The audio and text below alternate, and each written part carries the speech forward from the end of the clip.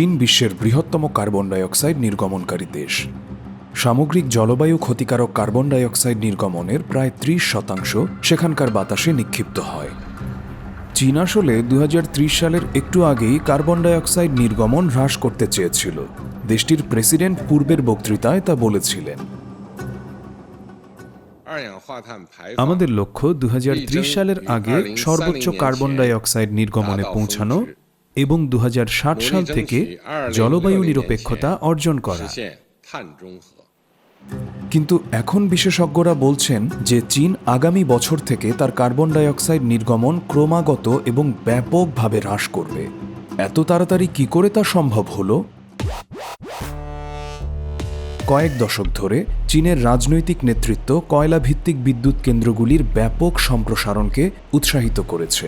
সস্তা বিদ্যুতের সৌজন্যে গণপ্রজাতন্ত্রী চীন একটি উন্নয়নশীল দেশ থেকে বিশ্বের দ্বিতীয় বৃহত্তম অর্থনীতিতে উন্নীত হয়েছে। ৩০.৯% কার্বন ডাইঅক্সাইড নির্গমন করে চীন বিশ্বব্যাপী কার্বন ডাইঅক্সাইড নির্গমনের জন্য প্রায় 1/3 জন্য দায়ী। র্যাঙ্কিংয়ে এরপরেই প্রায় 13% নিয়ে রয়েছে মার্কিন যুক্তরাষ্ট্র, পাশাপাশি ভারত ও রাশিয়া। তারপরে বিশ্বব্যাপী কার্বন ডাইঅক্সাইড নির্গমনের প্রায় 3% জাপানের। যাই হোক, বিশেষজ্ঞরা এখন বিশ্বাস করেন যে চীন খুব দ্রুত তার কার্বন ডাইঅক্সাইড নির্গমন ব্যাপকভাবে হ্রাস করতে সক্ষম হবে। আমি আসলে চীন প্রাথমিকভাবে যা ঘোষণা করেছে তার চেয়ে দ্রুত নির্গমন হ্রাস করার ক্ষেত্রে একটি নতুন গতিশীলতা দেখতে পাচ্ছি, বিশেষত নবায়নযোগ্য শক্তিতে বিনিয়োগের কারণে। নবায়নযোগ্য শক্তিতে বিনিয়োগ বৃদ্ধি লক্ষ্য করা যায়, তার পাশাপাশি শক্তি কার্যকারিতার ক্ষেত্রেও। বিশেষভাবে চীনের সৌরশক্তির ব্যাপক সম্প্রসারণে এটি স্পষ্ট।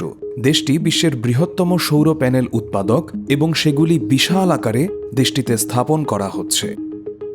২০২২ থেকে ২০৩০ সালের মধ্যে নবায়নযোগ্য শক্তি উৎপাদনের বৈশ্বিক ক্ষমতা ৩ গুণ করার লক্ষ্যমাত্রা নেওয়া হয়েছে। সুতরাং এটি একটি অত্যন্ত উচ্চাভিলাষী লক্ষ্য, তবে বর্তমান প্রবৃদ্ধির সাথে সামঞ্জস্যপূর্ণ। চীন ইতোমধ্যেই গত বছর নতুন স্থাপনাগুলি থেকে ১১০০ গিগাওয়াটেরও বেশি বিদ্যুৎ উৎপাদনের মাধ্যমে নবায়নযোগ্য শক্তি উৎপাদনে চ্যাম্পিয়ন।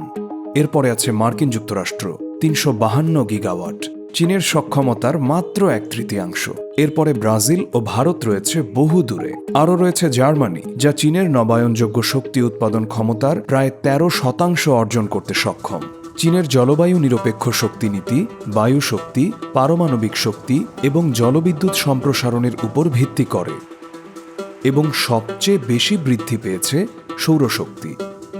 কিন্তু চীন কেবল বিশ্বের বৃহত্তম সৌর পার্কগুলি নিয়ে সন্তুষ্ট নয়। ২০২১ সাল থেকে শুরু করে সরকার একটি বিশাল সৌরছাদ কর্মসূচি চালু করেছে, যা সকল ক্যান্টন দ্বারা আগ্রহের সাথে বাস্তবায়িত হচ্ছে।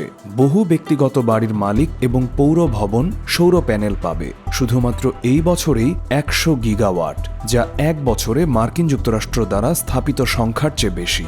এই প্রবণতাটি জলবায়ু বান্ধব গাড়িগুলির ব্যাপক প্রচার দ্বারা সমর্থিত, যা ইতোমধ্যে সমস্ত চীনা গাড়ির ৮% এবং যার অংশ ব্যাপকভাবে বৃদ্ধি পাচ্ছে। উপরন্তু নির্মাণ কার্যক্রম অদূর ভবিষ্যতের জন্য স্থবির হয়ে পড়েছে, যার অর্থ কম জলবায়ু বান্ধব কংক্রিট উৎপাদন করা হবে এবং বিশেষজ্ঞদের মতে এটি প্রত্যাশার চেয়ে অনেক দ্রুত কার্বন ডাইঅক্সাইড মাত্রায় চরম হ্রাসের দিকে নিয়ে যাচ্ছে।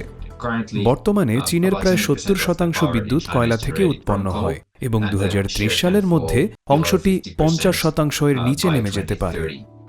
শেষ পর্যন্ত চীন কিছু পশ্চিমা শিল্পোন্নত দেশের তুলনায় দ্রুত কার্বন ডাইঅক্সাইড নির্গমনের সমস্যাগুলি সমাধান করতে সক্ষম হতে পারে এবং একই সাথে সৌর ও বায়ু শক্তির বাজারের নেতৃত্বে এগিয়ে যেতে পারে।